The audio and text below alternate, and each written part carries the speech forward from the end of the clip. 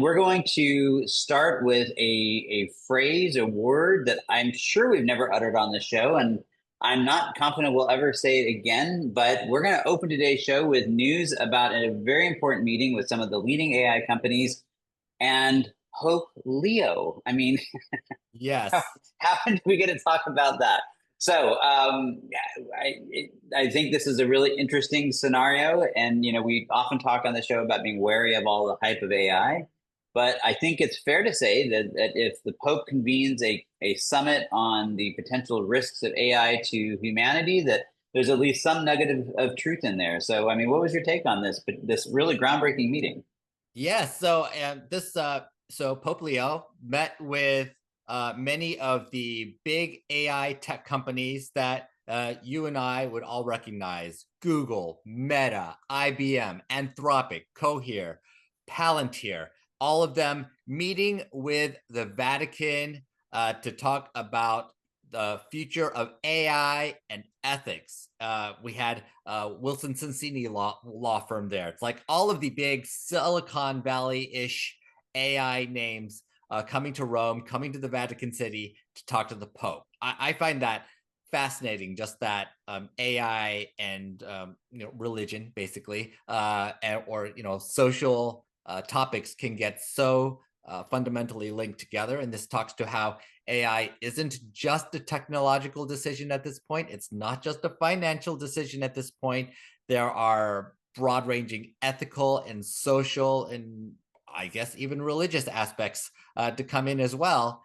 And I find this especially interesting because, of course, most of you know there's a new pope that just came in after the old pope passed away. The new pope, Pope Leo, is both from Chicago and was a math major. So by normal standards, he's actually pretty tech savvy, probably as tech savvy as you're going to get from a religious leader. And so if anybody is going to be well positioned to I guess change the Catholic Church based on what is happening in AI, it's going to be this guy, Pope Leo.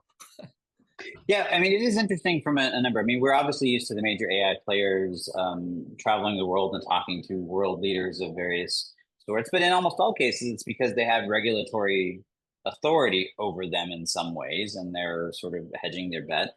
And this one is interesting. So first of all, this was convened, right? This was the Pope himself instigating this, making artificial intelligence sort of a chief issue that they have to address. And certainly, I think that what it speaks to for me is that, I mean, this could be as simple as if you're a tech leader, how often do you get the opportunity to meet the Pope? So it could be as simple as that. If Right. the Pope invites you to show up, you show up.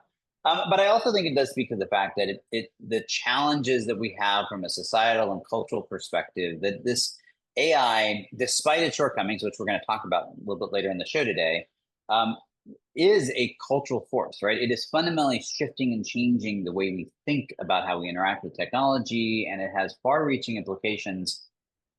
If it works, even if it doesn't work, frankly, it has some far-reaching implications, and I think that's what this is. So, for me, the big takeaway, if you're a CIO, if you're an enterprise IT leader, is that it's easy to forget that AI is about more than just the technology. It is that there's a huge swath of organizational cultural dynamics that are at play here, and you need to be aware of it. So for me, I don't know that this is going to have a dramatic impact on the technology landscape per se, but it certainly is a reminder of what's really at stake.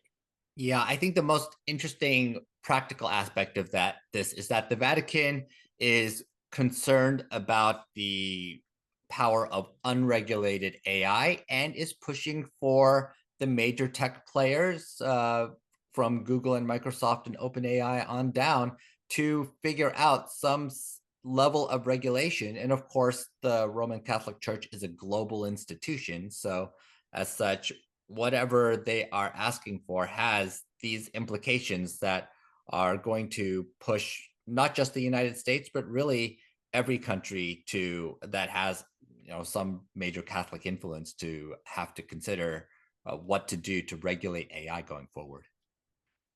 Yep, we've been talking about regulation AI for a long time, and just proof that this is a march that will be continuing for a while.